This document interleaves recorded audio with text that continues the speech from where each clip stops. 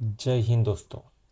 આવનારી CCE, constable, TET TAT સહિતની તમામ પરીક્ષાઓ માટે કરંટ અફેરનો અગત્યનો ટોપિક એઆઈ સમિટ. તાજેતરમાં એઆઈ સમિટ યોજાઈ હતી, તેને લઈને જીકે આધારિત એમસીક્યુની ચર્ચા આ વિડીયોમાં કરીશું. સૌથી પહેલાં, આર્ટિફિશિયલ ઇન્ટેલિજન્સના પિતા કોણ છે? આનો જવાબ તમારે કમેન્ટ્સમાં આપવાનો છે. સાચો જવાબ વિડીયોના અંતમાં જાણીશું. ઇન્ડિયા એઆઈ ઇમ્પેક્ટ સમિટ 2026નું આયોજન કયા શહેરમાં કરવામાં આવ્યું હતું? આ જે શહેર છે અહીં એન્ટોનિયો કોસ્ટા, કે જે યુરોપિયન કાઉન્સિલના પ્રમુખ છે, અને ઉર્સુલા કે જેઓ યુરોપિયન કમિશનના પ્રમુખ છે, તેઓએ 77th પ્રજાસત્તાક દિવસ નિમિત્તે મુલાકાત કરી હતી. વાત કોની થઈ રહી છે? યસ, અહીંયા વાત દિલ્હીની થઈ રહી છે. આ સમિટ 16થી 21 ફેબ્રુઆરી 2026 દરમિયાન નવી દિલ્હીના ભારત મંડપમ ખાતે યોજાઈ હતી. ગ્લોબલ સાઉથના દેશોમાં આ પ્રથમ વૈશ્વિક એઆઈ સમિટ છે, જે ભારતમાં નવી દિલ્હી ખાતે યોજાઈ હતી. સમિટનું આખું નામ છે ઇન્ડિયા એઆઈ ઇમ્પેક્ટ સમિટ. બીજો પ્રશ્ન છે, એઆઈ ઇમ્પેક્ટ સમિટ 2026ની મુખ્ય થીમ એટલે કે વિષય વસ્તુ શું હતી? મુખ્ય થીમ, વિષય વસ્તુ શું હતી? તો સૌથી પહેલાં વાત કરીએ થીમની. તો જે 77મો રિપબ્લિક ડે હતો, એટલે કે પ્રજાસત્તાક દિવસ, તેની થીમ શું હતી? તો તેની થીમ હતી 150 યર્સ, પરંતુ શેના? 150 વર્ષ વંદે માતરમના 150 વર્ષ. આ થીમ હતી 77મા પ્રજાસત્તાક દિવસની. તો પછી આ એઆઈ ઇમ્પેક્ટ સમિટની થીમ શું હતી? તો તેની થીમ હતી સર્વજન હિતાય સર્વજન સુખાય. આ વાક્ય કોણે આપ્યું હતું? તો આ વાક્ય જે છે ગૌતમ બુદ્ધ દ્વારા આપવામાં આવ્યું હતું. આ બહુજન હિતાય બહુજન સુખાય, જેને અહીંયા ગુજરાતીમાં સર્વજન હિતાય સર્વજન સુખાય લખવામાં આવ્યું છે, તે કઈ બોડીનું ધ્યેય વાક્ય છે, એટલે કે મોટો છે? તો તે છે all India radio. All India રેડિયોનું ધ્યેય વાક્ય મોટો જે છે તે છે બહુજન હિતાય બહુજન સુખાય. એઆઈ ઇમ્પેક્ટ સમિટનો પણ સેમ ટેગલાઇન છે, રાઈટ. આ સંસ્કૃત મંત્ર જે છે ગૌતમ બુદ્ધ દ્વારા આપવામાં આવેલ છે. તો આ રીતે વસ્તુઓ લિંક કરવાથી જલ્દીથી યાદ રહેશે. જેમ કે આ એઆઈ ઇમ્પેક્ટ સમિટનું થીમ એ જ છે જે ઓલ ઇન્ડિયા રેડિયોનું ટેગલાઇન છે. આ એઆઈ સમિટના કયા 3 મુખ્ય સ્તંભો સૂત્રો પર આધારિત હતું? કયા 3 મુખ્ય સ્તંભો અથવા પિલર્સ હતા? અહીંયા છે ઓપ્શન્સ. તમે ક્યાંક ન્યૂઝપેપર અથવા વિડીયો જોયા હોય તો તમને મળ્યું હશે P3 ફોર્મ્યુલા. P3 શું છે? તો P3 છે પીપલ, પ્લેનેટ, પ્રોગ્રેસ, જે એઆઈના નૈતિક ઉપયોગ અને સામાજિક પરિવર્તનને દર્શાવે છે. ફરી એકવાર યાદ રાખવાનું છે, P3 શું છે? People, planet, progress. AI summit દરમિયાન સ્વીકારવામાં આવેલ ઐતિહાસિક જાહેરાતનું નામ શું છે? આ જાહેરાતનું નામ છે દિલ્હી ડિક્લેરેશન. 86 દેશોએ જે છે તેના પર હસ્તાક્ષર કર્યા છે. અહીંયા છે એઆઈ ઇમ્પેક્ટ સમિટનો એક ફોટો ઓફ, જેમાં તમે વચ્ચે પ્રાઇમ મિનિસ્ટર જોઈ શકો છો. અને આ રોબોટ, આ બધું જે સર્જરી છે, રોબોટિક સર્જરી, આ બધું તો તમે ક્યાંક ને ક્યાંક વાંચ્યું જોયું હશે, રાઈટ. ગલગોટિયા યુનિવર્સિટીવાળા બધા. નેક્સ્ટ, ભારત સરકારે કઈ પહેલ હેઠળ એઆઈ માટે 20,000 જીપીયુની જાહેરાત કરી છે? હવે આ જીપીયુ શું છે એ ખબર હોવી જરૂરી છે. એના પર આપણે થોડી વારમાં આવીએ. આ 20,000 જીપીયુની જાહેરાત જે છે તે ઇન્ડિયા એઆઈ મિશન જે છે તેને માટે લઈને કરી છે.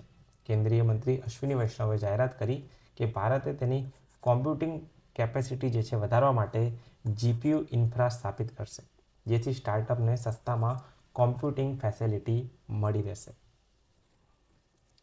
નેક્સ્ટ, વેરી ઇમ્પોર્ટન્ટ, આ ઓપન એઆઈ કંપની જે છે તેના ચેટબોટનું નામ છે ચેટ જીપીટી. ઓપન એઆઈના સીઈઓ છે સેમ ઓલ્ટમેન.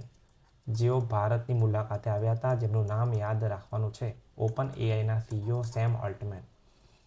તેમણે કીધું કે આ વર્ષમાં એઆઈ જે છે સુપર ઇન્ટેલિજન્સ મનુષ્યના મગજને પાછળ છોડી દેશે. હવે એઆઈનું એક નવું અવતાર છે સુપર ઇન્ટેલિજન્સ. અત્યારે આપણે આર્ટિફિશિયલ ઇન્ટેલિજન્સના જમાનામાં છીએ. હવે આવશે સુપર ઇન્ટેલિજન્સ જે મનુષ્યના મગજને પણ પાછળ છોડી દેશે. અત્યારે જે છે એઆઈ જે છે તે માનવી જેવું વિચારી શકે છે, પરંતુ હવે એવું કહેવામાં આવે છે કે એક સમયે જે છે એઆઈ માનવીથી આગળ નીકળી જશે. આવું ઓપન એઆઈના સીઈઓ સેમ ઓલ્ટમેને કીધું છે. આ કયા વર્ષમાં બનશે? તો તેમણે એવું કીધું કે આ વસ્તુ જે છે 2028 સુધીમાં બની જશે, કે આપણે સુપર ઇન્ટેલિજન્સવાળો સ્ટેજ અચીવ કરી લઈશું. અહીંયા તમારી સામે છે સેમ ઓલ્ટમેન. બેઝિકલી આ ફોટો જે છે, આ ફોટો પરથી એક મેસેજ છે. આ છે એન્થ્રોપિકના સીઈઓ અને આ છે ઓપન એઆઈના સીઈઓ. આ બંને એકબીજાના કટ્ટર પ્રતિસ્પર્ધી છે. એટલે બધાએ એકબીજાના હેન્ડ હોલ્ડ કર્યા, પરંતુ આમને એકબીજાના હેન્ડ હોલ્ડ કર્યા નહીં ફોટોશૂટ દરમિયાન. તો અહીંયા આ રીતના મીમ્સ જે છે સર્ક્યુલેટ થયા ઇન્ટરનેટ ઉપર. અહીંયા ક્લો દર્શાવવામાં આવે છે, ઓપન ક્લો, રાઈટ? એના વિશે તમને ખ્યાલ હોય તો એન્થ્રોપિકના સીઈઓ છે ડેરિયો અને ઓપન એઆઈના છે સેમ ઓલ્ટમેન, રાઈટ? આ સિવાય ગૂગલના અહીંયા છે સુંદર પિચાઈ. પછી જે એક અગત્યની કંપની છે તેના સીઈઓ ભારત આવી ના શક્યા એ છે એનવીડિયા. એનવીડિયા જે છે તેના સીઈઓ છે જેન્સેન હુઆંગ. સેમ ઓલ્ટમેને એઆઈના જોખમોને નિયંત્રિત કરવા માટે કઈ આંતરરાષ્ટ્રીય સંસ્થા જેવી એજન્સી બનાવવાની સલાહ આપી છે. એવું કીધું કે આપણી જોડે એઆઈને રેગ્યુલેટ કરવા માટે આવી એક સંસ્થા હોવી જોઈએ. કઈ છે તે સંસ્થા? છે IAEA, international atomic energy agency. જે રીતે પરમાણુ કાર્યક્રમ માટે વોચડોગ માટે IAEA કાર્યરત છે, એવી જ રીતે એઆઈને રેગ્યુલેટ કરવા માટે, જેમ કે એઆઈનો ઉપયોગ કરીને કોઈ દેશ બાયો વેપન તૈયાર ના કરી લે, આ બધું અટકાવવા માટે એક સંસ્થા બનાવવી જોઈએ. IAEA જેવી હોવી જોઈએ. આવું સેમ ઓલ્ટમેને કીધું છે. આપણે થોડી વાર પહેલાં જ જોયું હતું GPU, right? India AI mission દરમિયાન. તો આ જીપીયુ છે શું? જીપીયુનું આખું નામ શું છે? જીપીયુનું આખું નામ છે ગ્રાફિક્સ પ્રોસેસિંગ યુનિટ. શું કરે છે? જીપીયુ જે છે એઆઈ મોડલને ટ્રેન કરવા માટે વપરાતું મુખ્ય હાર્ડવેર છે. એટલે કે સૌથી પહેલાં આવશે ડેટા સેન્ટર, તેની અંદર આવશે જીપીયુ, અને જીપીયુ જે છે તે એઆઈ મોડલને ટ્રેન કરશે, એટલે જે તે દેશ જે છે એઆઈ માટે કેપેબલ બની શકે. જનરેટિવ એઆઈ જેમ કે ચેટ જીપીટી કયા પ્રકારના મોડલ પર કામ કરે છે? તો તે LLM એટલે કે લાર્જ લેંગ્વેજ મોડલ પર કાર્ય કરે છે. પ્રશ્ન એમ છે કે આ જનરેટિવ એઆઈ બાબતે ભારતનો વિશ્વમાં ક્રમ કયો છે?